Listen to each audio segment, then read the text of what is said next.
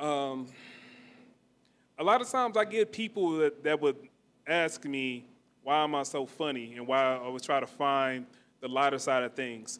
Because when things are serious, like almost losing a child or having a child seriously injured, that's when it's time to be serious. Everything else that we have these simple cores about is not that important. When you see something that's that important, that's when you turn it on.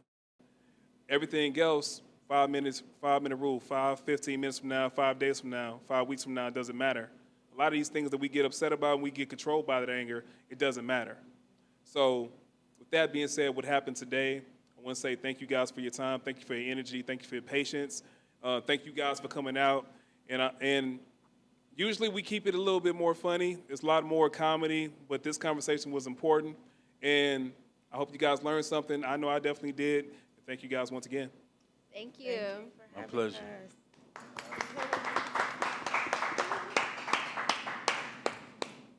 us. She's a teacher with style that can hypnotize you legally.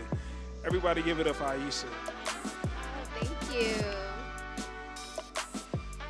Now, with a name like Zeus, he has to be electrifying. He has a ton of slashes in the name.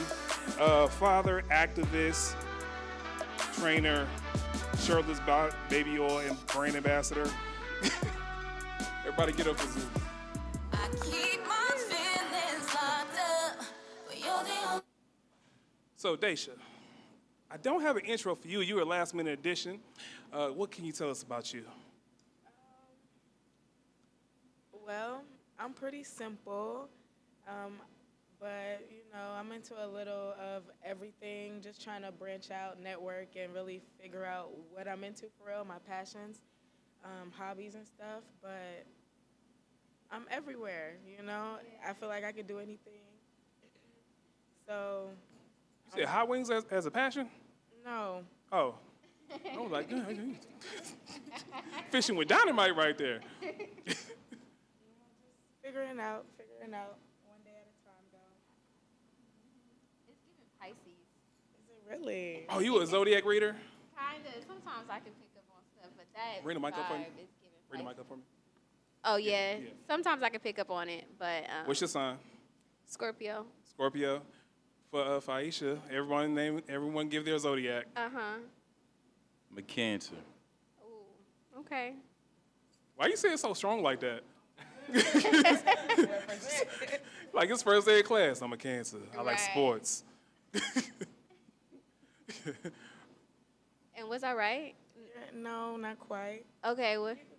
I'm a Pisces. Oh, Fish you're the problem. Pisces. She I'm knew a it was on the Pisces. stage somewhere. There's a lot of water on the stage. Is that a good thing or a bad thing for you? I think that's okay, and then she can maybe ground it, depending on what her sign is. Based on astrology, what sign do you beef with the most? Cancers. And Oh, yeah. Cancer men and Libra women. Why Cancer men? What they do? Well, Cancer men, I feel like they are emotional, but they try to hide it. Whereas Scorpios and Pisces, we know we're emotional, so we wear it on our sleeves. But Cancers try to downplay it, and it causes conflict. How you feel about that? You feel judged? Did she, No, was no. that a proper read, Nah. as the kids say? Now I can't speak for other cancers. I've never really gotten into the signs like that. Oh, you don't know your big three? No, Oh, yeah. no. But I don't function according to any parameters. You know what I mean? I'm very emotionally expressive. I mean, as a life coach, as a mentor, as a full custody single dad, I'm a great communicator. I'm always talking about my emotions, and I teach other people how to communicate their emotions, their thoughts, and their feelings, intelligently and, in a controlled, calculated fashion. Good. Maybe you're an evolved Cancer. I'll take it. He's evolved. All right, so I'd like to start off with a little icebreaker I call "What's Worse." So I'll give you an example of something. You give me a nice little pick. Which one you think is worse for you? Sauce on your shirt or drink spilling on your pants? What's worse? Sauce on the shirt. Wow, you got to Because- throw the whole shirt away? No, because I just would feel like everyone's looking at it. when You, they tur- see you me. turn around and go home? I ain't want to go anyway. Yeah, I go home and change before I walk out with a stain Oh, on you my come shirt. back? Yeah, I might. Oh, you nice. I might. Yeah. What say you toxic cancer? Definitely the sauce on the shirt. I've had the drink on the pants. I was at this business event, and What color were the pants? black. Okay, okay, that's saving grace. I had a whole cup of coffee spill on my Ooh. lap, and thankfully it wasn't hot. But I stayed at the event because you couldn't see it. Nice. What say you? I would agree. You know, it could dry, but sauce, you know, it's not a good look. Going home? Not a good look. Am I going home? Probably not. No, y'all some nice people. I find reasons to go home. Oh, this traffic's so bad. You know what? I left my stove on. You know what? I lied. I actually just spilled some sauce on my shirt, but it was like a graphic tee, and Yeah. it kind of blended in, so I stayed. Oh, so it's organic. Yeah, it was like, oh, it's a part of the shirt. You couldn't tell. All right. What's worse, virtual classes that we found out about after COVID, or 4-day schedules for all schools? Which one would be worse? 4-day schedules. What would be worse? I think virtual would be worse. Why is that? Well, I would like a 4-day schedule where teachers and students can just have a break, whether it's in the middle of the week or at the beginning of the week. Okay. And then virtual, we've experienced that virtual created a learning loss, and it disconnects that human interaction. So I would rather the 4-day. What say you? Yeah, the virtual was definitely worse. It had it took Sending a them major kids back toll. to school, huh? Huh? Sending them kids back to school, huh? Yeah, I mean, my daughter was still My in light school. bill was sky high. My daughter was still in school when the virtual classes hit, and it took a toll on her, a major toll on her. So, yeah, Was it a lack of I won't say discipline, but lack of it was the routine? interaction. Like a routine? It was the lack of the interaction with her peers. Oh, that's what You got know what I it. mean? That took a toll on a lot of these kids. Yeah. Yeah. What it reflected in her schoolwork that she wasn't connected with it, or she just like her mood went down. Right. Well, a lot of the kids don't like the schoolwork anyway Yeah. because the curriculum is useless in a lot of ways. So it's the interaction and the camaraderie with their peers that helps the medicine go down. It helps make the schoolwork manageable. So without that component, it was just horrible. Gotcha. Want to weigh in on that? I'm gonna be different. Say 4-day scheduling. You Why? know, is it longer hours? Were there longer since it's 4 days? I don't know. I think it'd be a standard hour setup, but it'd just be the additional day off. Now, what day would be taken off? A Monday, a random Wednesday, or Friday?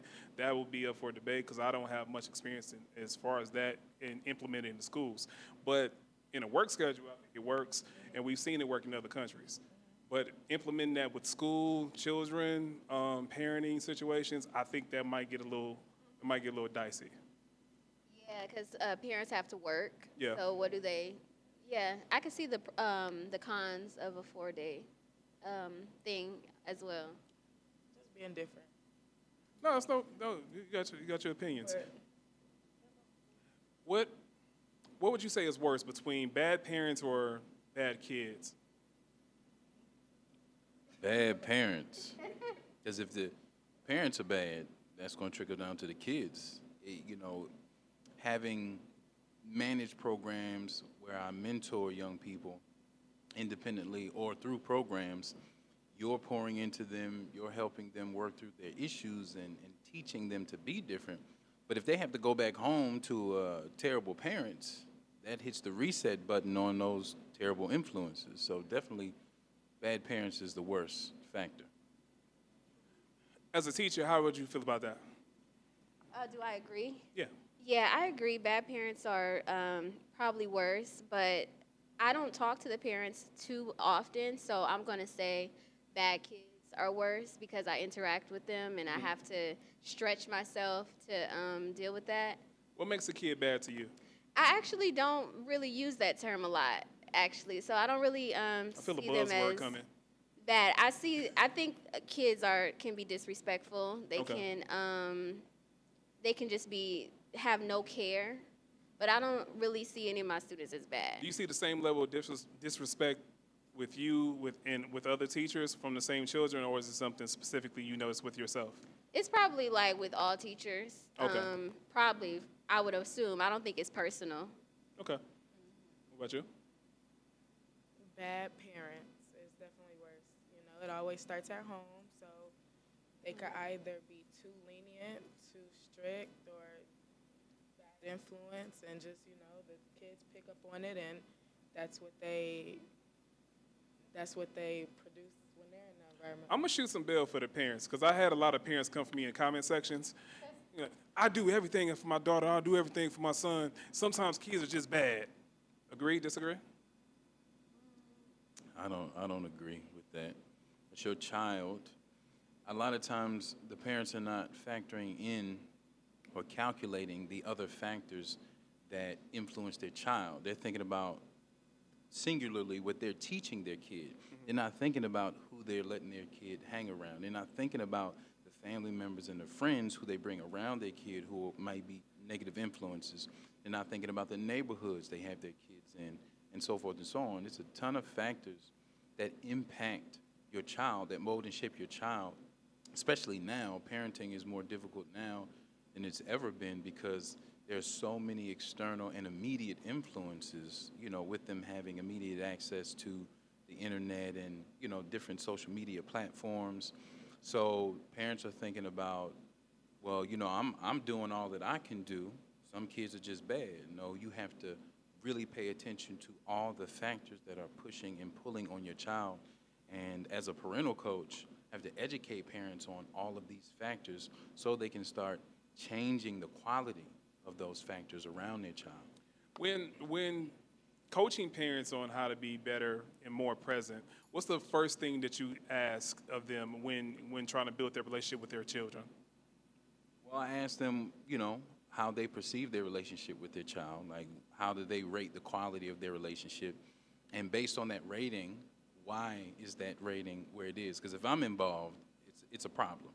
So I like to get a feel from them what the issue is. And Have you ever had a situation where a father or a mother, they've been financially responsible and they think because they pay bills and put them in situations where they don't have to worry about money per se, they think that's doing enough and they're just absent or not connecting in other areas?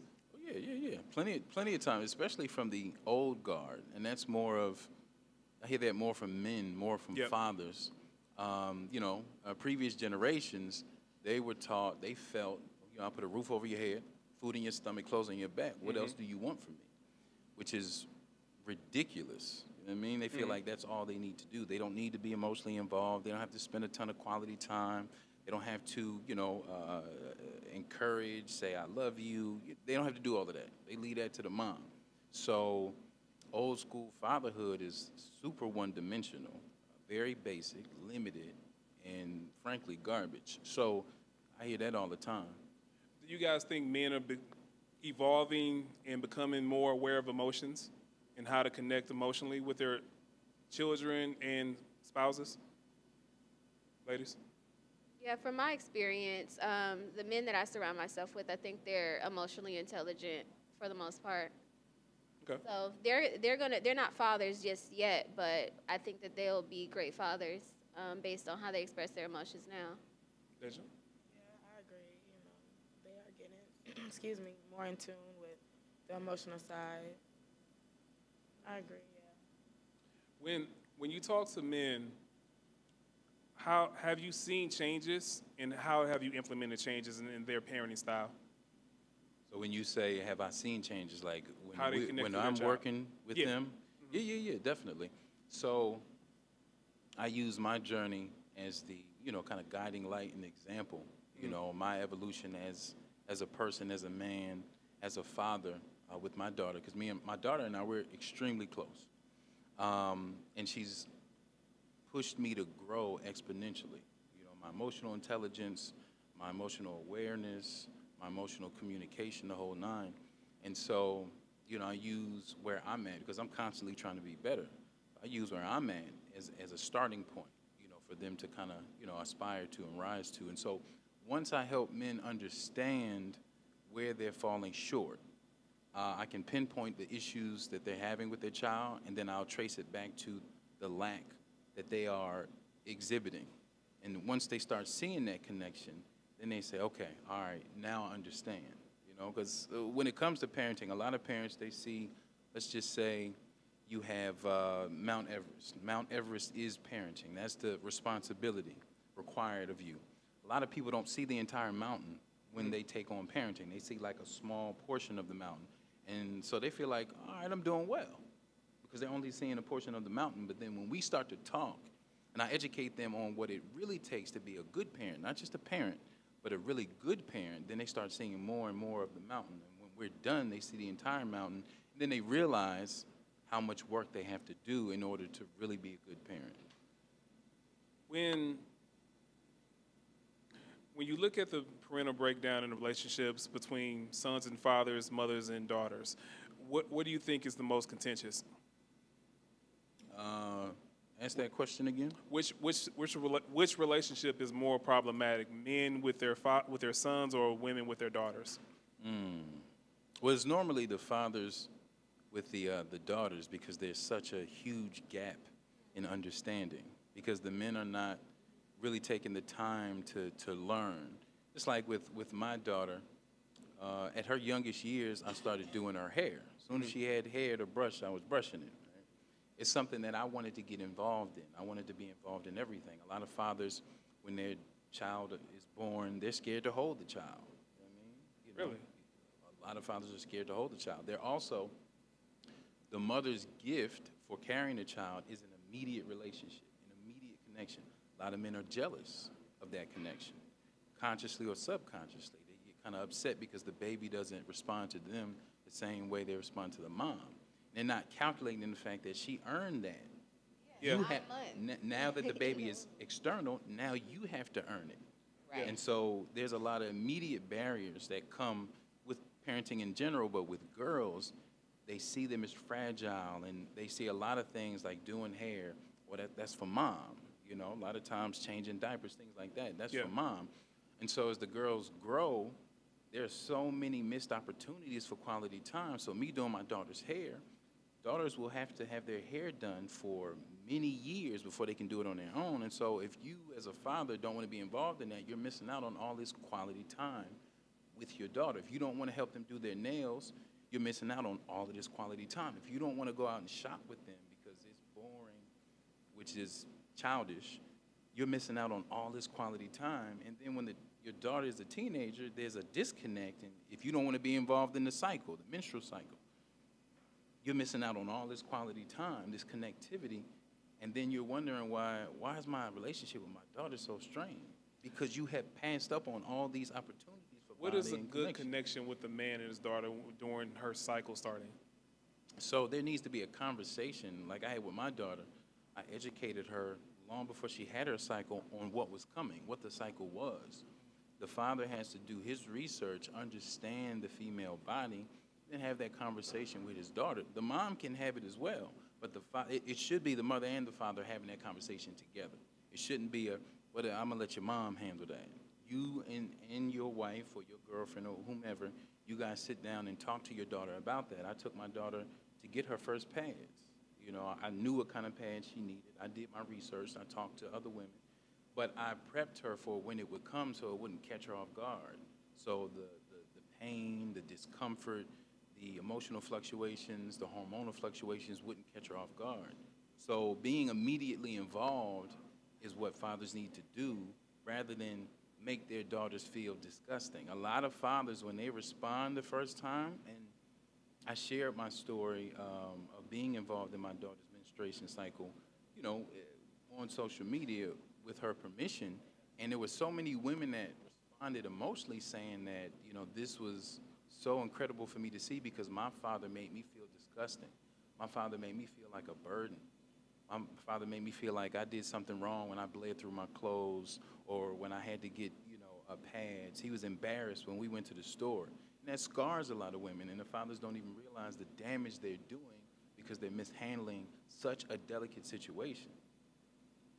Ladies, when you guys came to that point in your life, how was it handled in your household? Yeah, as he's talking, I'm realizing there were a lot of missed opportunities that me and my dad had. I don't know how my dad responded because it wasn't like he was present during those pivotal times. I would say my relationship with him is okay because when he was present, it was like profound and significant. He taught me about spirituality and things that are important now. But I would agree during those pivotal years of development, my father was more so absent than not. You want to weigh in on that?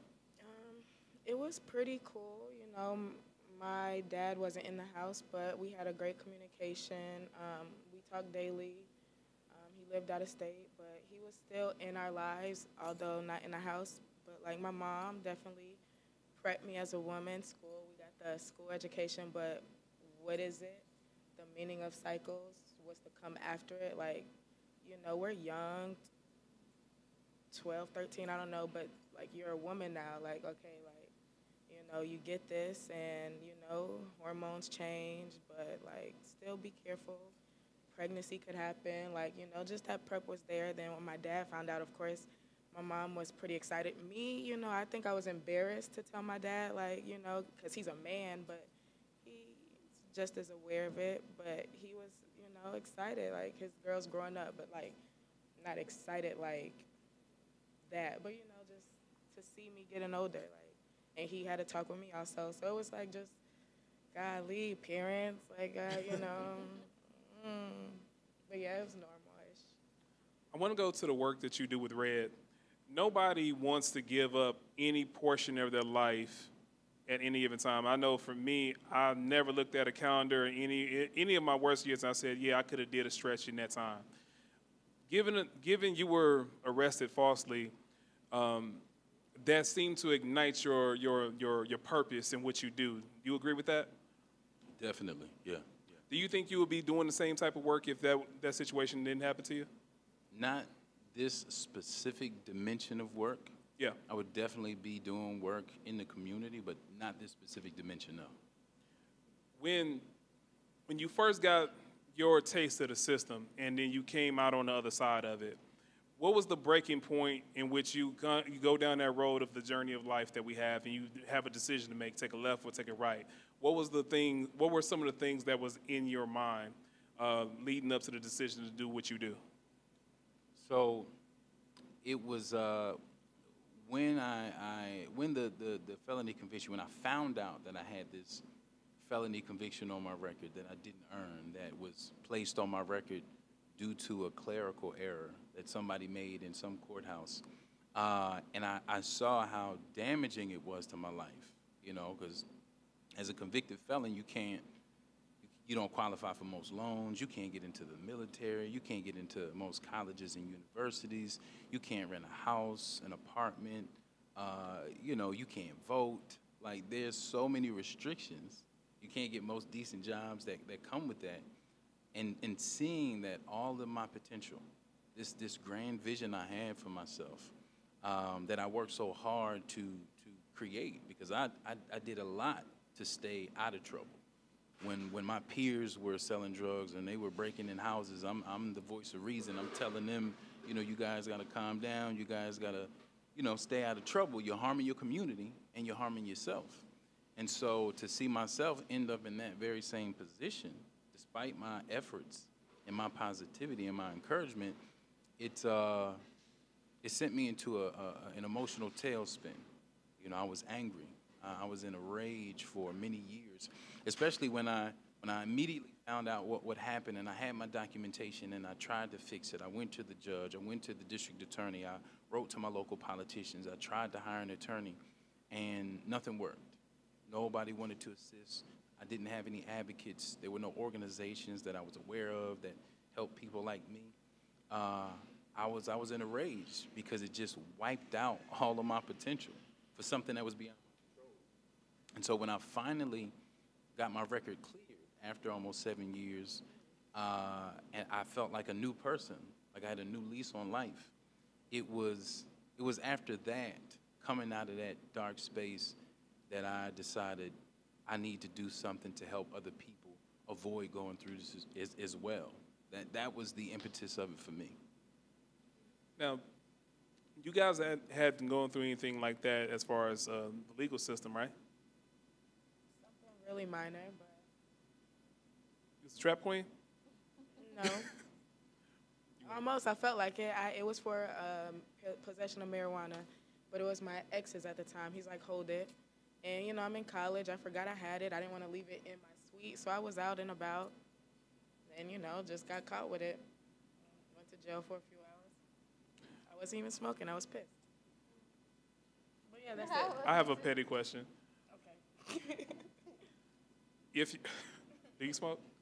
I smoke now. Smoke now? Okay. Well, I started smoking after that. Recently, I slowed down because, you know, just mindset, few changes. I'm trying to do it myself. So I don't smoke anymore. But after that, yeah, I did start smoking heavy. Okay. So the question I was going to ask was, when you have a situation where things go out of your control, you have a decision to make.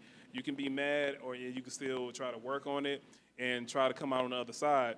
When you have situations in your life, do you have anything that you can speak to in which you had to make that type of decision? Not off the top of my head. I think I allow God to lead me, and if something happens, I say like it's supposed to happen that way, you know, and I just kind of continue to go with the flow and see where life takes me. Now, I was speaking to both of you before we started, and you both have ambitions outside of what you do. You do film, Yeah. and you're working on a movie currently, Yeah, right? so I'm interested in documentary filmmaking, Okay. being a director. I also have a background in cinematography and editing.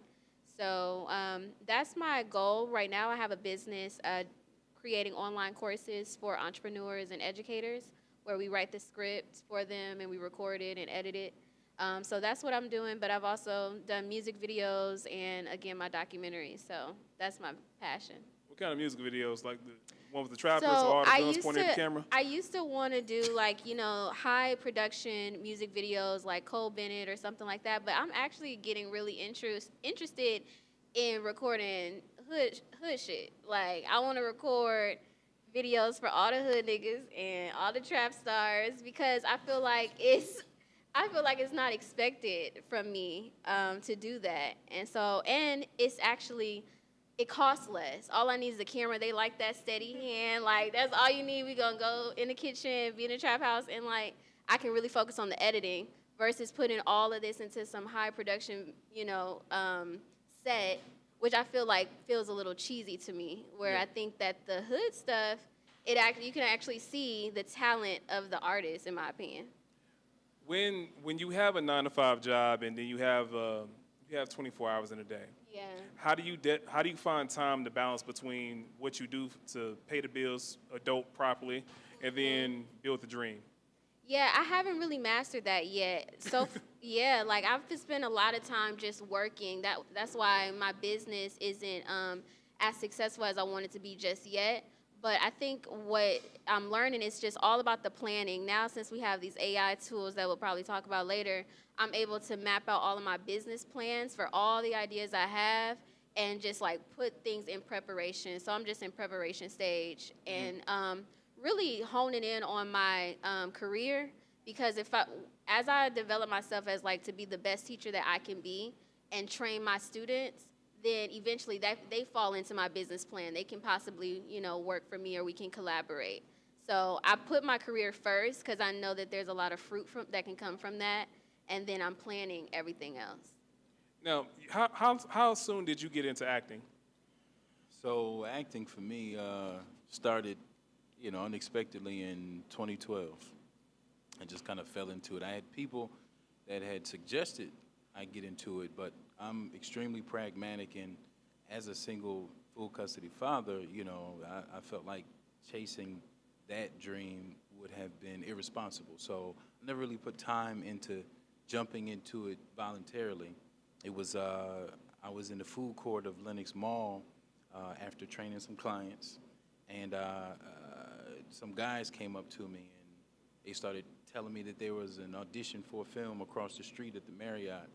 And, you know, I said, all right, well, you know, I'll go check it out. Went in, my first time auditioning, and ended up landing the role, and just kind of went from there. Do you have a preference on roles that you audition for? No, well, let me not say that. I like to, I don't want to be one-dimensional. Not Okay. interested in playing the same person over and over and over, getting typecast. I like to be stretched. I like multi-dimensional characters. So as long as they're multi-dimensional, there's range, there's room for growth. Question to the ladies. You guys watch reality TV? I do. What kind of shows? Right now, I'm trying to get access to Zeus Network so I can finish watching Batty Yeah, West. Zeus in the building. Oh, I'm for sorry, it's real? there. It was open. It was open. Oh, It yay. was there. It was there. Okay, hook me up. So, yeah, I'm watching Batty West. Batty and- what? Batty West. It's What's like that? a newer version of Bad Girls Club. Oh, okay. What With about you? Krishan Rock. Oh, okay. I just, bless their heart. I Bless know. their heart. Every time I see them, bless their heart. You guys watch a lot of dating shows? Like dating shows. Yeah. Love is Blind, all those type of things. No? Mom, I might watch a little bit with her. Love at Your First Sight. mom watch The Bachelorette? No, I'm naming them. Love at First Sight, 90 Day 90 Days. Fiance. Oh, wait. What There's about two. Love After Lockup? Oh, you like the gritty stuff, don't you? Yeah. So you've done reality TV. It was all only dating shows, right? Yeah. Ooh, were you on Ready to Love? No. No, I don't think, no. You had to think about it. Listen, I don't always keep track of the stuff I do. I just do it and keep moving. I understand that. What show did you do? I don't even remember. How many dates were you on? Was it a speed dating situation? No, it was just one. It was just one blind date. You know, it went smooth, nice and easy. I've Did she had- touch your pecs? No, she didn't. No, she didn't. So I've had offers to be on a lot of reality shows, to come on some of those housewife shows and things like that as love interests. But historically, I've turned that stuff down because I'm not into the drama. I don't want that to sully or mar my reputation. I'm not interested in that. So this show I did, you know, because a buddy of mine was attached to it, and you know, he assured me it wouldn't be any problems. So When a lot of people don't understand how produced these segments and these places are in reality TV. Can you speak to some of that? it's heavily produced. It's not reality at all. So when a drink gets thrown in the face, is that coached? No, not coached, but you know, there's a lot of times there's plans for that. The person that's getting the drink thrown in their face, you know, they don't know. Yeah. But the other person, you know, they may have talked to the producers. All right, you throw this drink. You know what I mean? So one side will be aware, the other side won't. Sometimes both are aware, but a lot of times it's just a one-sided thing. Now, sometimes they'll throw a curveball. Like if you're on a date, they might send a random person to come disrespect you or try to holler at your lady in front of you. You know, reckless stuff like that. But Yeah. it's heavily produced. On TV. I want to mess with the trainer here. What's your favorite fat meal? Yeah, what's your favorite fat meal? I like how when you mention food around women, they just start making. On the mic, please. Cake. Anything sweet. you Any know, cake? for the most part. Carrot cake, waffle I cake. love carrot cake, waffle Upside- cake, upside down cake, 7-Up, pineapple, Actually, I heard cheesecake, waffle cake. guava, mango. Any flavor, all cakes, all What about you? pies. I don't really eat healthy, so I feel like my everyday. I have burgers, pizza, I think we found out why you got wings. beef with cancers now. Yeah, wings, all of it. Oh, pasta. Pasta. Yeah, I like pasta. Yeah, all of that, and sweets. All right, Zeus, what's the fattest thing you eat? Actually, I eat all the same things that they eat.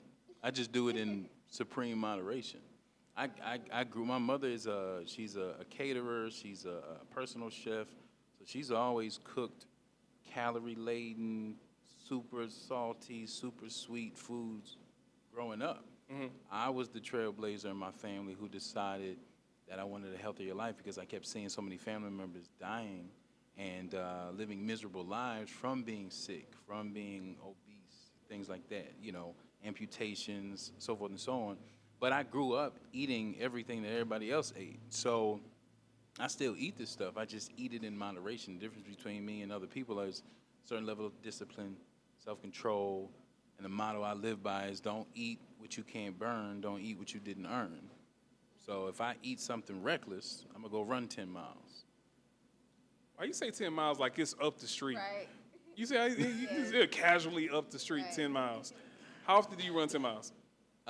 So the 10 miles, now that I'm getting old, I do that every now and again. But my regular is 5 miles. I'll run 5 miles 3 to 5 times a week. I ran 5 miles before I came here today. And I'm the one Did you? sweating. Did you? Huh? Did you run today? I did not. I ran myself crazy. I actually, what's funny, I actually started following you when I was more active in the gym. When I got in a truck job and my whole life's changed. And I'm Yeah. trying to figure out a balance between doing this show and what I do for a living.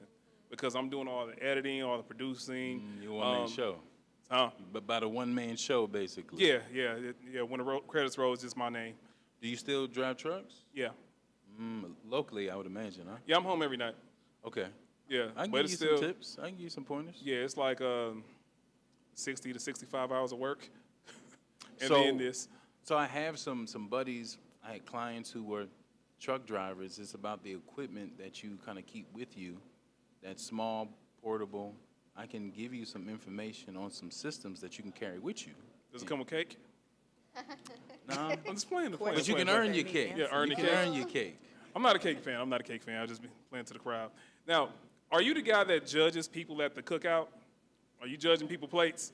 Nah, Going not back at all. for seconds, huh? We see you, Craig. No, I only mess with certain people like that. Yeah. Yeah. Do you get a lot of you give a lot of information to the people in the family, or do they have to ask you first? No, I give information freely. I don't volunteer it because you don't want to be disrespectful. Everybody's not in that space. And when I first started, kind of getting into the health kick when I was younger, a teenager, I would volunteer and get negative responses from the family, and so I was like, all right, okay, I'll keep it to myself. I'll wait for y'all to come ask me. And so now, learning from that. When somebody asks me, I'll give it to them, freely. But, just going up to people and saying, well, you should do this, or you should do that, or you shouldn't do that, nah, don't do all that. I want to get into education a little bit more. I want to shift to Aisha. Now, we talked about your class size and how problematic that was. You also said something that was very alarming to me. You said you had 7 computers for 36 students? Yes. Absolutely. Did you start Well, out with more? 36 students a class, because I have 4 classes. Wow. Yes. And this is a class designed to teach them how to edit, right? How to edit, and as far as camera equipment, I only have 2 studio cameras and some cameras that I brought from home.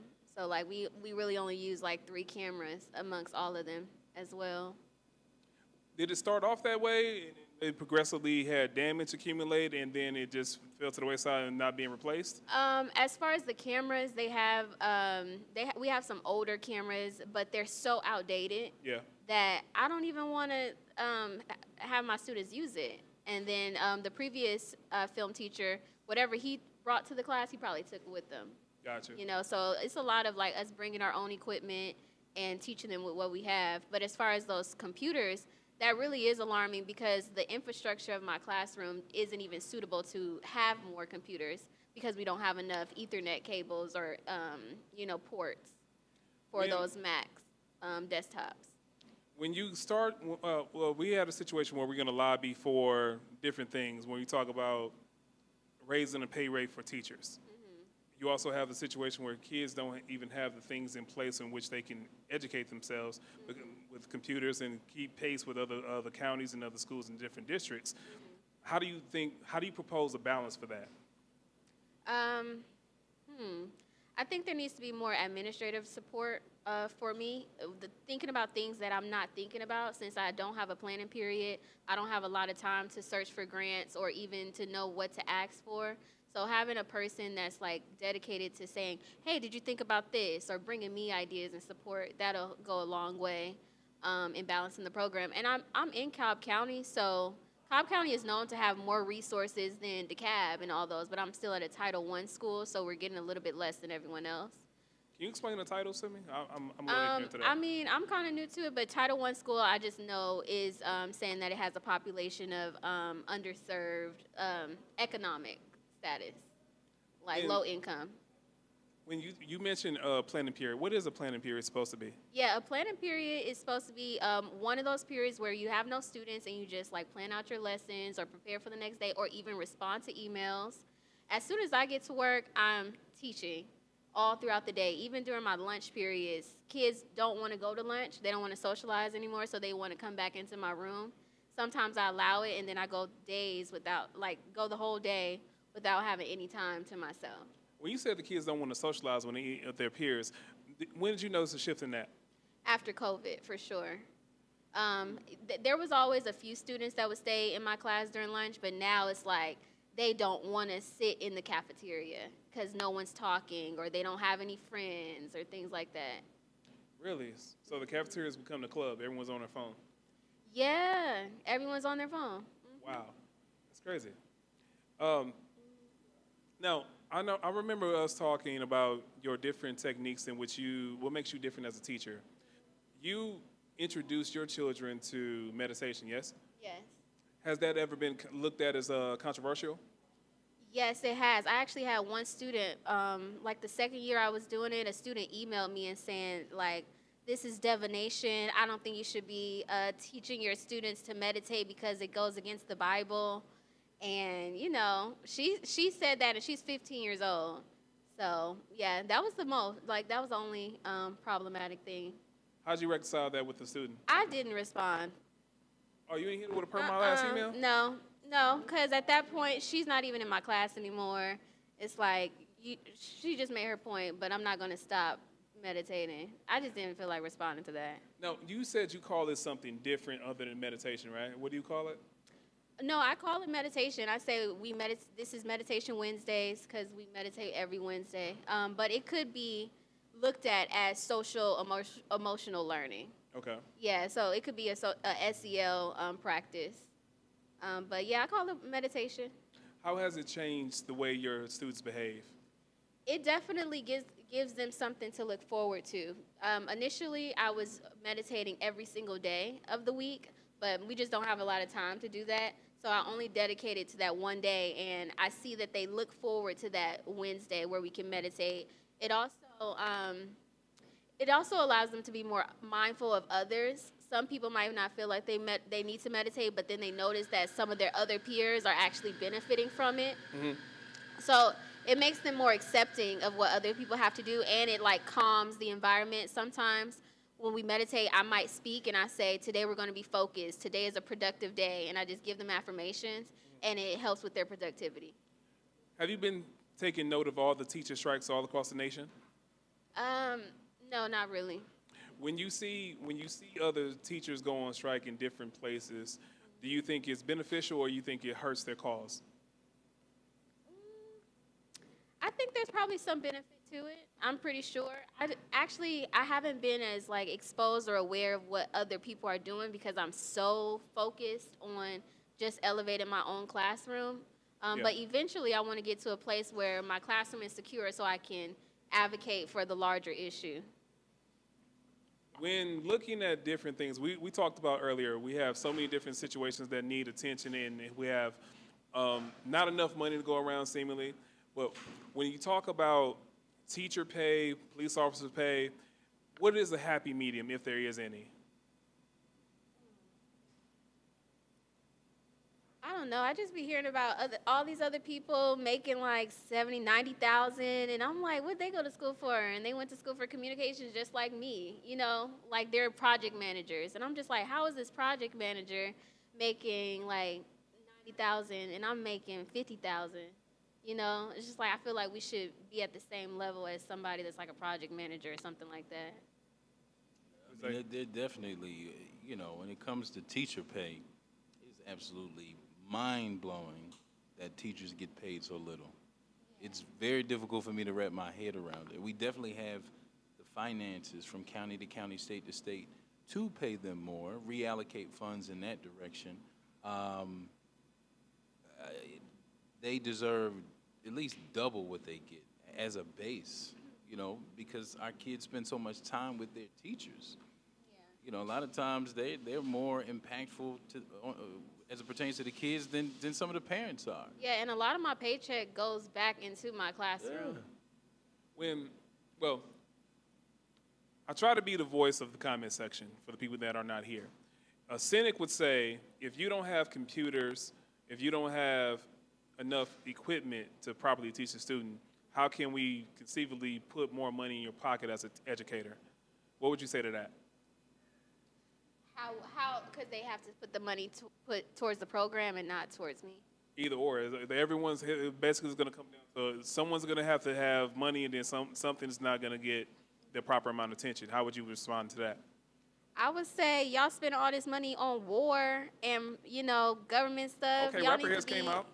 Huh? I said Rapper Hands came out. Right. So I'm just saying, I don't know. I don't know how I would personally respond to that. I think that they probably should figure out a balance. When teaching kids Premiere Pro, what do you think that gives them success for, or what do you think that lines them up for later on in life? Definitely content creation. So I tell them that if you don't have to want to be a filmmaker to be successful, to take something away from my class, you can want to be an entrepreneur, and knowing how to write a script, knowing how to record with the proper angles. You don't want to just have medium shots. You want to have some close-ups. You want to have some wides, having a variety of the types of shots. And then also then editing. It'll empower them to create their own content and promote for their businesses and things like that. I want to shift gears a little bit, get a little messy, as I'm wanting to do. So Zeus, currently in a relationship? No. Okay. Do you have a type? No. What did your last girlfriend look like? Light brown, maybe 5'6". We're gonna give her the stats. Oh. Oh, you good? You got messing with you. I'm just messing. Medium length hair. Natural, or did she wear wigs or weaves? Natural. Do you date women that wear lashes, makeup, and wigs? Yeah, I do. Got a little sweaty in the forehead. Yeah, I do. No, because I'm playing the initial vision that comes, is the over the top stuff. But there's How far is too far when it comes to that? well, I mean it's hard to say. It's on a case by case basis. It's how a woman carries herself, how she manages that. Now, ladies, both of you guys have lashes on. Do you feel like you're pretty when you go outside the house without your lashes? Definitely. You do? Definitely. Okay. What say you? Yeah. I don't wear lashes all the time. When you look at other women, I've had a few women tell me they don't feel like going outside unless they have their lashes on. Makeup sometimes is included in that. What do you say to that? To those women that feel like that? Yeah. Is that an insecurity? Is that something that society has put on the women? As a man, I can't speak to that. I wish I could. Well, I do wear lashes, but I don't even want to say insecurity, just what they're comfortable, because I couldn't relate it to clothes. People come out naked because they got a nice body or they love themselves, so whatever they put on, so I guess that's the same with, hair, makeup, and lashes. I used to wear lashes a lot, but I slowed down, and when I go out, I notice the attention that I do receive without my lashes, so that made me feel more comfortable, like, I really don't need these, like, you know. So, yeah, I just relate that to clothes. Honestly, like, the females, when they come out, like, half-dressed, but they're comfortable. I can't say it's an insecurity on, it's just them and what they're comfortable with themselves, even though you don't have to show too much to prove your sexiness, your beautifulness. You don't, but to each his own. You work in a field where, well, we live in a world where women's bodies tend to be policed. You work in a field, it's even more strict. How do you how do you walk that tightrope of being an individual, still being yourself, and not going too far per other people's standards? Interesting. I have two sides. Like when I'm not in school, I definitely wear the tight clothes, the lashes, the crop tops, the shorts. So I have that. But then when I go to school, I'm pretty much wearing this. This is another like style that I have. Even though we are expected to wear business casual so that we are respected more, so that students, have see us in a more authority. I wear like this, and so I think that just dressing baggy, down to earth, is the way that I do that without being sexualized at the school. Is that possible as a woman that has curves? A lot of women that have curves can put the same thing on that another woman that doesn't have the same amount of curves, and it looks totally different in school. We've had several instances in which teachers have been vilified or celebrated for being too curvaceous. Right. How do you guys navigate that? Is that talked about often? It's not talked about, but I definitely see the things on social media, and I would probably just wear a cardigan. That's it. So, I have a. That's it. That's what I do because I don't want to. I want to change my whole wardrobe and get into that business casual thing. But in the meantime, I gotta work with what I already have, which are tight fitted clothes. Yeah. And I just put on a cardigan or put maybe a tight dress and I'll put some slacks on top of it. So I just get creative. What's your favorite black unit of measure? I'm sorry. Favorite black unit of measure? Black unit of measure, like how I know somebody's black. No. I'm up the street for the umpteenth time. They charging an arm and a leg. Well, the one I say is I definitely say like I'm on my way. I'm up the street. I'm 15 minutes away. I told you. Didn't I tell you? I said 15 minutes or if it, Yeah, I'm 15 minutes away because you don't want to say 20. Like you Yeah. 20 minutes away. Like that's a lot. Gotta know time frames. Yeah. What do you guys hoard? Do you guys hoard anything at the house?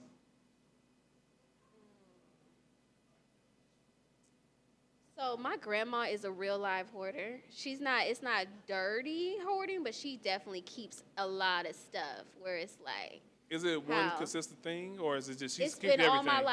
all my life. Like one time we cleaned up and you could tell she was nervous because it's like empty to Taking her. my stuff. Yeah, you took my stuff. So it's like, in my family, having a lot of stuff provides us with like comfort a little bit. Yeah.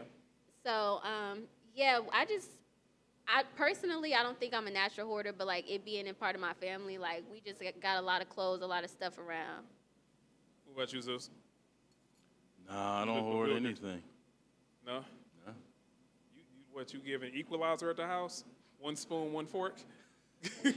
No, I'm That kitchen always clean. I'm good. It is. Yeah. I'm very organized, very neat, very clean. A little touch of OCD. So I'm good for throwing stuff away, giving stuff away and throwing stuff away. I don't have any problem with that. Gotcha. What do you? And I hoard my students' work. I have a whole drawer of like students' work from like years ago. You banking on somebody being famous? Probably, yeah. Go sell it for the documentary? Whatever works. Gotta get that fun something. Gotta get the money right. Yeah. All right, so I want to talk about AI a little bit. When it comes to AI being implemented in different parts of life, whether it's government, everyday walk of life, automation, replacing employees, education, there always seems to be a thing where it seems to be problematic when it comes to ethical. What's ethical and what's unethical? When you think about AI, do you think it's potential to be more problematic than good? No, I'm more of on the optimistic side of it. I think there's more good than problems. I think that it encourages people to be more thoughtful about what they want to put out, and yeah, I think there's more good than bad at this stage. The thing about it is that everyone is in speculation. Even the people that create the AIs that we're using, like ChatGPT. I've been looking at some interviews with the founders, and they always say like they don't know what's going to happen in the next 5 years. So at this stage, I think that if we use it how it is right now, there's more benefits. But I guess when they start getting more advanced, it could probably be some more problems. What about you guys? What do you guys think about that? Just to that certain part being more problematic, maybe to some people, you know, you get talked about more, you get more attention because you're putting out such differences, you're putting out a different angle. So, like, it could be problematic, but it can give you more attention. It could give you just, you know, more of that. So, Have you guys seen a lot of AI art? Yeah, I don't like it. Why not? It looks weird. It looks weird. I saw a video and I'm like, is this AI? Because the faces look a little distorted. Choppy in the Yeah. speech pattern? Uh-huh. Yeah. But to your point, I just came across some information that there was a letter released maybe a couple of days ago that was signed by all of these top CEOs, including Elon Musk, saying that they want to put a stop on an advancement of ChatGPT. So, you know, we're on ChatGPT 4 now. We were just on 3.5. But they saying like don't go beyond that for at least another 6 months because no one knows the capabilities of it and what impact it might have on society for real yet. So all these big name people are actually signing a petition to put a hold on AI. So it seems like it's a bit alarming. What say you, Zeus? Seem like you're pondering. Well, no, I mean, so my general perspective is that negativity moves at the speed of light, while positivity moves at the speed of sound. So anything new, any new technology is going to be taken by, you know, negative individuals, villainous people, criminals, and utilized for negativity. There's an ad going around now on YouTube, and it's AI generated. It's using Joe Biden's voice, you know, show clips of him, and it's promoting this, financial program that you can sign up for. But for those who are unaware and gullible, they're genuinely thinking that the president is promoting this program. So this is official, government-sanctioned information, a website. So they're going to take advantage of it, and they're going to get taken advantage of. There's a story that just hit where this son called his parents. He was extremely emotional. He was in the hospital. He was telling his parents that he'd gotten into a car accident. He had broken some ribs. He hit another driver. She was pregnant. The child died, so they were trying to hit him with, manslaughter charges. And then a police officer contacted them and, told them that they needed to pay a certain amount to get him out of jail. And it was all false.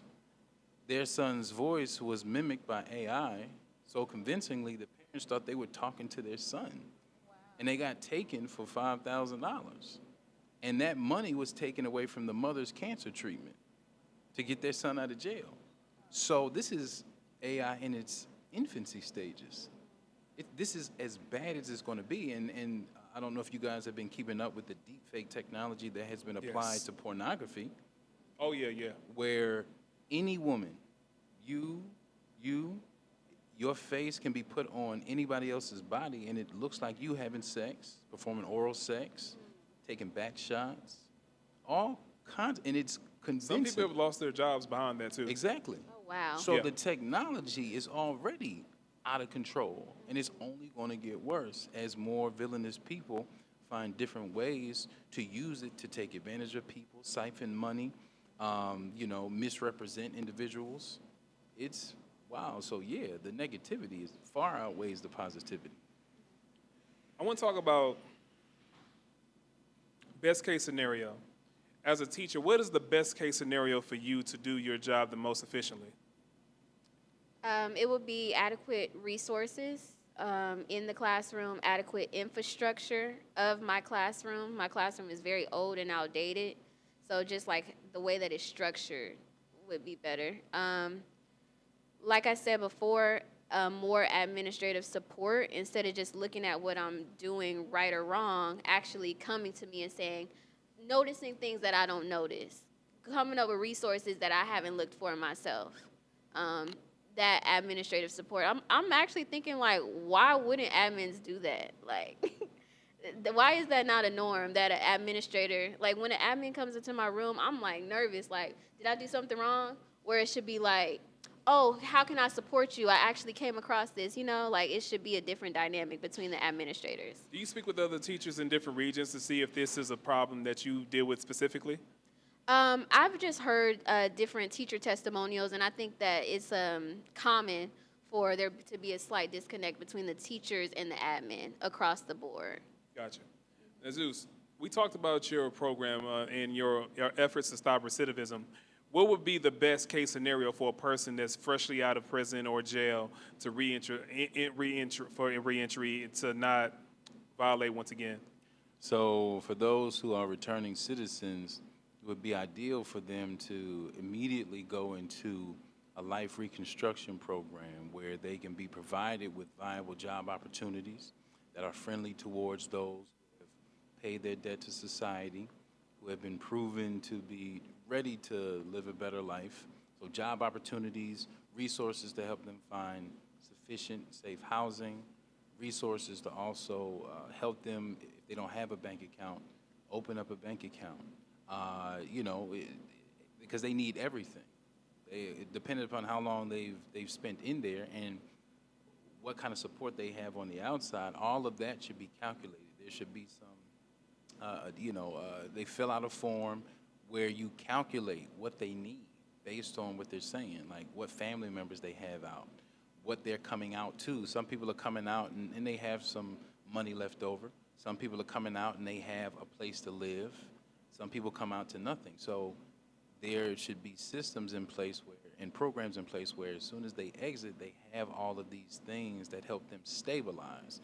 Because if they come out to a decent job, not a Waffle House job, where you're barely scraping by and you have to live in somebody's basement, and pay some super low rate because that's all you can afford. You don't have a vehicle, so you're struggling to get around based on where you're geographically located. All of those difficulties push people to recidivate and commit crimes again.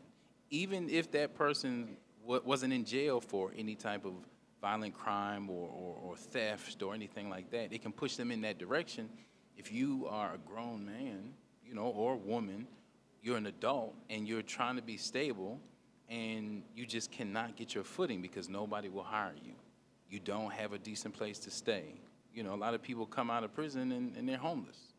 They have nothing and nowhere to go.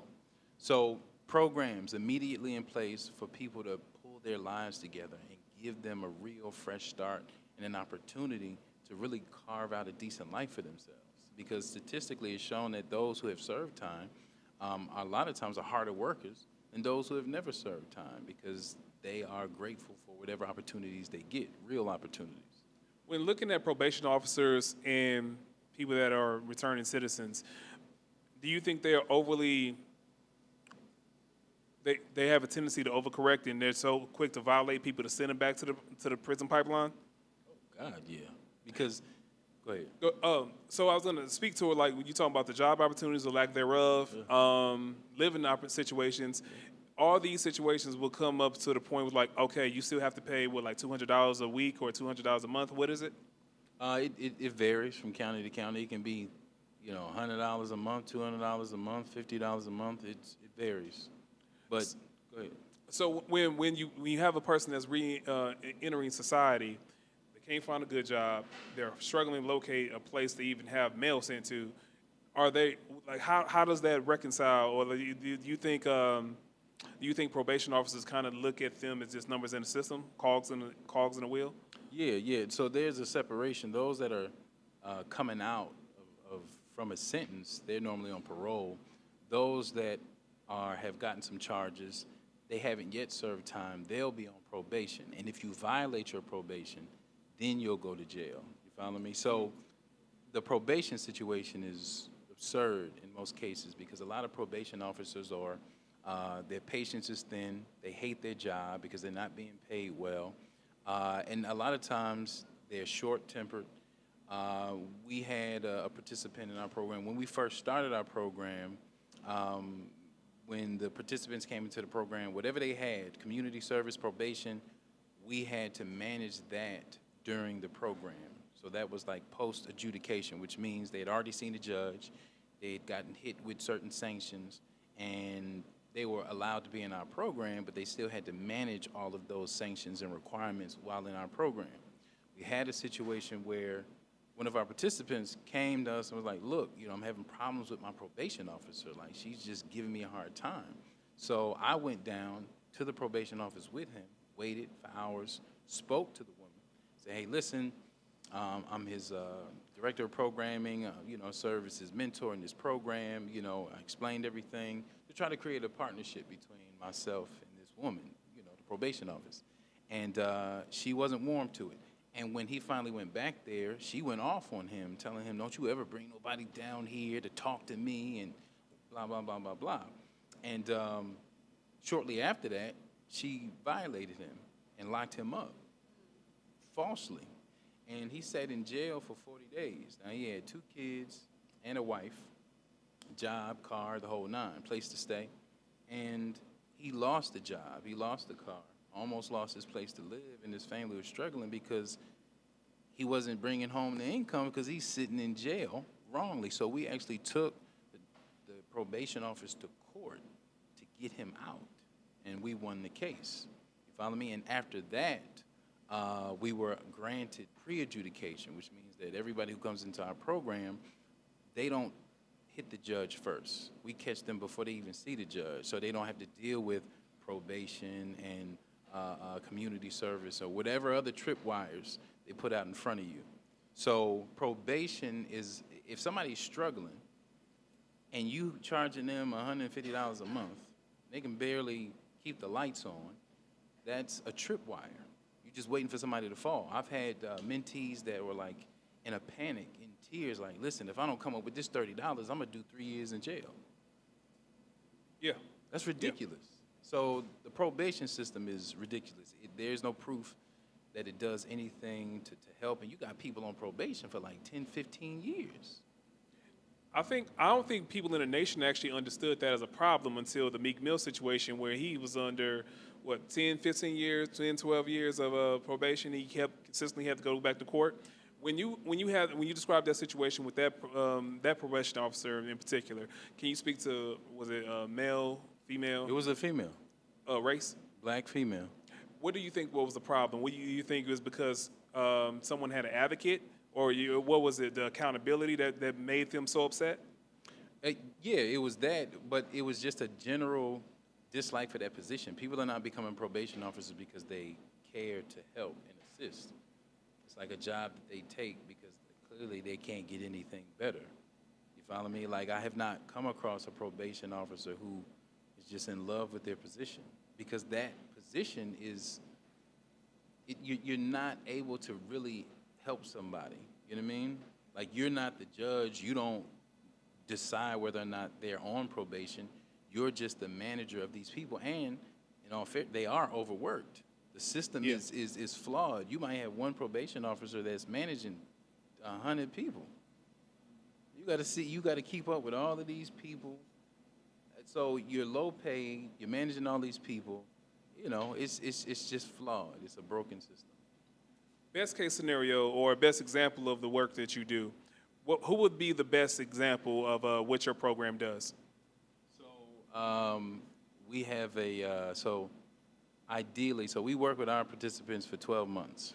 They come into the program, we pair them up with mentors. Each month they dive into a different educational module, fundamentals like financial literacy, career readiness, emotional intelligence, health and wellness, voting rights, civil rights. So really pour information into them that they can use. No fluff, no empty calories. And so we help them get gainful employment. We try to help them find housing. So we try to hit it from every angle, to really change the trajectory of their lives. And of course, when they graduate, they get their records sealed and restricted. So, if they got 5 charges, when they get done, we work to get rid of all those charges. So they can really have a genuine shot at a second chance. So being that we focus on ages 17 to 28, when that's a pretty young range. And we do that because that range has the highest rate of recidivism, which is like 65% nationally. So 65% of people that go in jail get out, they go back in. So we target that range specifically for that reason, but it takes normally until you're in your 30s to really be stable. So our ultimate goal is to have our mentees, when they graduate, come back as mentors.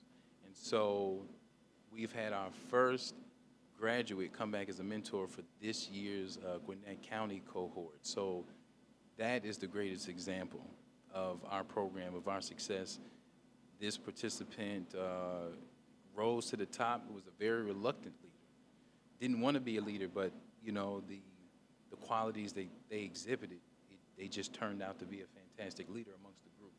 And watching us and seeing what the program does and experiencing it, they just caught fire and they're all in.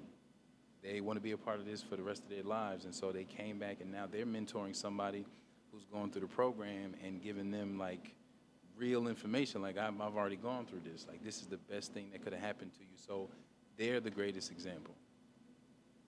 You use meditation, and you also do different things that other teachers don't do as far as educating your students. What would be the best example of a student that was a problem for other people that was not a problem for you based on your methods? Okay, yeah. I see it every year. With my class being an elective, it's not required for them to graduate, but I think that my class does a lot in shaping them as individuals and preparing them for the real world. So an example, my first year teaching, which was in 2019, I had a student named Ashton, and in my class, he was so, he felt connected to me because we're both from LA. So when I showed them a video clip of me and my brother interviewing Nipsey Hussle's mom, he was like, oh, I mess with her. So he was like just very involved in class. He would be on his phone, but he would be scrolling through Instagram, looking at the latest news and trending topics, and then he'll bring it to us like, oh, did y'all hear about that? So it was very like, it was allowed. But it wasn't until I saw his IEP and his GP, his individualized like plan for people who have who are on the spectrum or Gotcha. learning disability. I read his IEP, and a lot of the teachers were like, he's disrupting, he's always on his phone, he's always talking about topics that aren't related to class. But in my class, it worked. It was very, without him doing that, we wouldn't have had like certain discussions in class. So when I read how him being like on his phone and being off task on his IEP, and that was a problem for everyone else, I actually used that as a strength. And I said, like, okay, come present 3 trending topics or 3 news things that you find from social media every week. And then I, like, gave him his own show called, what was it, Neighborhood News, where he was just all the stuff he talked about in class. We recorded it. He had his own, like, dedicated news show. He became really popular from that. And then the other teachers got to see him in a light where he's doing the same thing he's doing in all his other classes. I'm just like amplifying it and giving him a platform. Do you still talk to him? You know what? He follows me on Instagram, and y'all gotta tell him now he's trying to be in my DMs, and we can't have that. I knew that was coming. I knew that was coming. Now I have to treat him like every other guy, and I just don't respond. How often is that a problem for you? Not too often. He's one of the few that does that. Yeah. When you try to let him down easy, Yeah. how does the conversation go? I say, boy, don't play with me.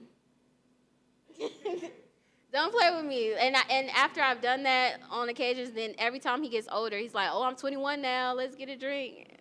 After that, I'm like, I'm not responding to that. Fair enough.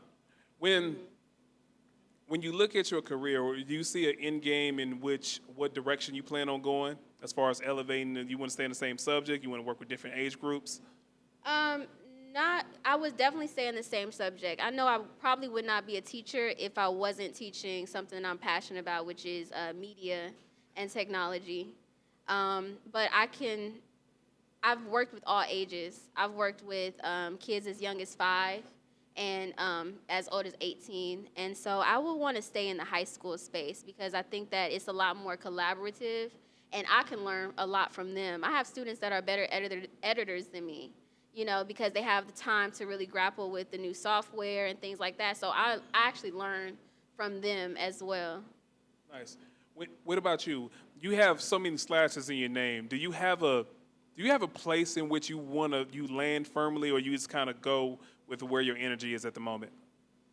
So I have, like an overarching ultimate aspiration to be like a global force of positivity. I want my efforts to expand beyond Georgia, beyond, the United States, and be able to lend a positive impact, a multidimensional positive impact from continent to continent. So being a life coach, being a mentor, being a director of programming for one nonprofit, director of mentorships for another nonprofit, on a leadership team for another nonprofit, being a parental coach, my goal is to try to impact society from as many angles and in as many ways as I can until I'm gone. When everything you just named, you also have a parent situation at the household that you go home to. Do you think you ever dropped the ball as far as how to divvy up time for yourself, the community, and your family? Time for self, not for my daughter. She's been involved. She's had front row seats to everything. She's like my best friend. And so I've actually put my dating life on hold, on ice, so that I could focus on her because you have a relationship that takes a lot of your bandwidth. It takes a lot of your time. You have to invest in a relationship for it to be healthy. And so my last relationship, after that, kind of dissolved, I decided to, I'm going to just focus on my community work, my professional life, and my daughter, and leave it at that. I can date, I can get into a relationship at any age, but my daughter, her journey is time sensitive. My community work, that's time sensitive, and I got to keep the lights on. So it's about prioritizing. I'm very low maintenance. I don't need much. I don't need to do a whole bunch of traveling. I don't go to clubs. I don't do strip clubs. Never tasted alcohol. Never tried smoking. I don't shoot dice. I don't need to play cards. I don't watch sports. So I really don't need much. So I'm kind of built for my purpose. A lot of women would be drawn to that, and they seem to want to work with that based on, I see your comments. So You see the comments coming. I do my research. You're a funny guy. I am. I have my moments. So how do you navigate that where it's like they like what you're doing, but they can't have you the way they want to have you? So how do you deal with that? Well, you sharp. You sharp. So Struggling with it myself. that is a recurring issue. A lot of people, when they find out what I do and I give them my spiel or what I'm focused on, they're like, "Oh my God, that's so amazing. That's so fantastic. That's so wonderful. You're such a great guy," and they want to connect. I'm very upfront with where my focus is. Dating is not my focus. A relationship is not my focus because I can't give myself to any one person romantically the way I want to. So I'm not trying to give somebody my scraps, my leftovers from my day. I really want to be all in. And so I tell them what I have to offer. And, if they're okay with that and they want to take this journey with me, that's cool. And they say, yeah. But then when, we start walking, they're like, all right, I need a little bit more. Hold on. I told you I don't have Right. more to give. And then it's an issue. And I say, all right, well, look, I was up front. It's okay. Can't handle it. We'll disconnect. You know what I mean? So I've gone through periods where I'm just like, no, I'm not interested. Thank you. I'm flattered, but I'm not interested. Every now and again, somebody, they'll give me a good little breakdown. I love what you do, and I understand. And I don't require much, but then when we get started, it's the same old, same old. I need more. And the thing that bothers me the most is when people say, you make time for what you want, which means you could make time for me, but you won't. That is true. You do make time for what you want. And I told you what I was willing to make time for. My daughter, my community, right? Those are my focuses. My romantic life is not a priority. So if you happen to be attached to that, you're way over here. You're at the bottom of the list. Told you that. So I'm not willing to make time for that right now. I made that clear. So it trivializes when comments are made like that. Because at the end of the day, most people are selfish. Absolutely. Most people love selfishly. They don't love selflessly. And I had to learn that a long time ago because I love people selflessly. I love my community selflessly. But if you're not taught how to be selfless, you just won't know because we're born selfish. You know what I mean? That's like inherent. That's built in. So you have to be taught to be otherwise, or you will stay that way. And so, there's a lot of good people, great people. They'll give, and they're willing to give as long as they're getting what they want. But when you refuse to give them what they really desire, then you'll see that selfishness bubble to the surface. And so, When they start having problems, is it in the form of why you take so long to text back, call me back, why don't you see me every day? all of that. What is the first thing that you notice? It don't take that long to shoot a text message. Like, you know you can find some time to send a text message. But if I'm managing 15, 20 different text conversations, I'm answering DMs, for work. I'm answering emails. I'm taking Zoom calls. I'm spending time with my daughter. I might not see your message, or I might say, all right, let me get back to you, and then boom, something snatches me in another direction. And so it's that I know you can Same respond problem. to me. I know you seeing my text, And, if they can't deal with it, it's fine. We can go that way. I got a Yeah. question. Do you actually tell someone that you're not interested, or do you go ghost? Because a lot of people that I interact with, they don't say they're not interested. They actually would try to do things to make the woman not interested, so they will. You know what I mean? No. I don't handle people like that. I am heavy on the communication. I'm very much about having conversations there's plenty of conversations that we don't want to have with people that we care about. It's going to be funky. They're going to be mad. Don't matter how you say what you need to say, it's going to go sideways. So nobody looks forward to those conversations, but they have to be had. So I'll communicate, look, this is not working. I think it's best that we go our separate ways. I don't just ghost people and stop talking to people. Now, if we talk and we come to a conclusion, we had a definitive conclusion. All right, we're going to stop talking. All right, cool. We both agree. Then you start contacting me after that. Well, then that's on you. You on your own. Are you a ghoster? Yeah. How many people you leave on red this month? A lot. I don't really like texting. You got to call me. If I don't I'm dating right now, so I might have a conversation with someone. If I don't really feel like that conversation was that great, I might not call them again. But is that ghosting? Because, that's not ghosting yet, because y'all haven't developed a rapport. That's ghosting. Is that? Yeah. I like how you said it without blinking. That's ghosting. If you lose interest and you don't articulate to the person, communicate that you lost interest, In the first conversation? I mean, if you gave them your number, didn't you? Yeah. Well, then boom, then Oh, boom. yeah. So that's mutual interest. Okay. If they DM you, right, that's something different. You ain't asked for that. But if they come to you, they say, can I get your number? You say, all right, I'll give you my number.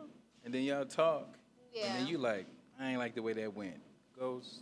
Okay. Well, yeah, I go. Are you a ghoster? I used to be. It used to be my toxic trait. What's your new toxic trait? She's not toxic no more. I like when women sit next to other women and y'all just bail each other out. You see that? She got over it. So do you feel it's kind of weird that everything that you do, the women are drawn to that, but then that also becomes a source of contention? It's a bit of a conundrum. I do understand the dynamics of it. I do understand the dynamics. It's just, if you see something that looks unique, looks positive, it looks unique, it looks different than everything else that you're seeing, you want to be a part of that. You want to connect to that. And it can be difficult to resist, especially if you've had a ton of negative experiences. And this thing looks like something you've never seen.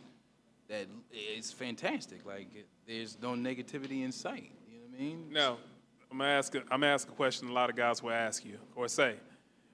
You get a 6-pack, walk around with 6% body fat for what? Most guys do that so they get more women, and here you are just not leaving people on red. Well, now, first of all, so I'm an actor, so I got to stay camera ready. Okay.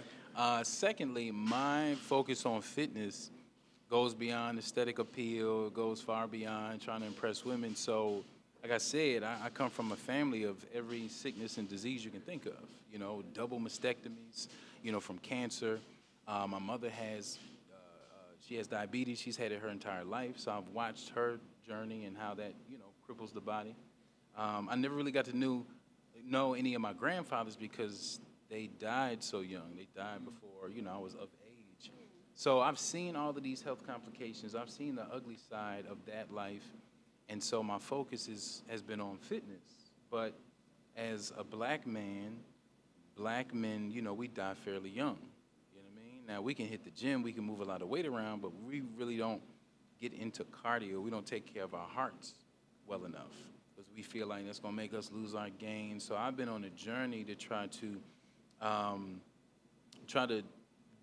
remove that myth. Like, you know, I have to perform. For black men, when I tell my black male clients to do something, they get frustrated and they be like, you do it. You do it first. I tell my white clients to do something, okay, whatever you say. They don't care as long Why as the black guys so combative? it's just inherent to our culture. You know, it's a challenge there. Like, well, you telling me to do it, you do it. You know, white men, they don't care what you look like. If you say you're a professional, you tell them something to do, they'll do it. Black men, you got to prove it to them. So when I go into the gym, I have to perform first and then give advice.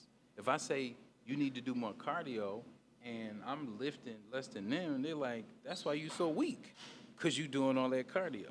But if I outlift them and then I do cardio, then they're like, well, how you do that? Then they're open for education. So I have to lead by example. If I want to help, my journey is to help black men live longer. And so I have to help them unlearn that antiquated, outdated perspective on health and fitness. But I have to lead by example. So it's bigger than just trying to look good for women. Now, we get off to a late start. I didn't touch on all the topics I had prepared. Do you guys have anything that you guys want to cover before we wrap? I agree with what he just said about needing to lead by example and the things that you want to educate people on. That's the space I'm in right now, where I'm recognizing that my students are going to take me as seriously as I want them to until they see that I have clout on social media from my work, you know? And that's just like what it boils down to. And I feel like I've been in that space where it's like I don't have time to create like I want, but I have to find that balance because when I do create, I can inspire my students even more than just telling them, oh, this is how you do it, this is how you edit. But if they be like, Ms. Davis, what have you done? You know, where's your work? That's what kids will do to you. Yeah, they will. They'll challenge you. And so I'll show them the little bit that I have before I started teaching, but it really does inspire me every day to I have to keep creating so that I can continue to do and inspire the younger generation. So, Daisha was nice enough to join us. We were supposed to have another male teacher here named Bryce Brooks, and we got the unfortunate call right before the show started that his son is in a hospital. So thank you for joining us on Spur of the Moment. Thank you. I normally would say thank you for your time, thank you for your energy, let's have a good night. But tonight, I want to do a little different. Everybody look into that camera, let's say, we love you, Shivy. For this young man, he ran towards the danger. Bryce's heroism will never be forgotten. He literally saved the lives of 4 kids at the expense of his own.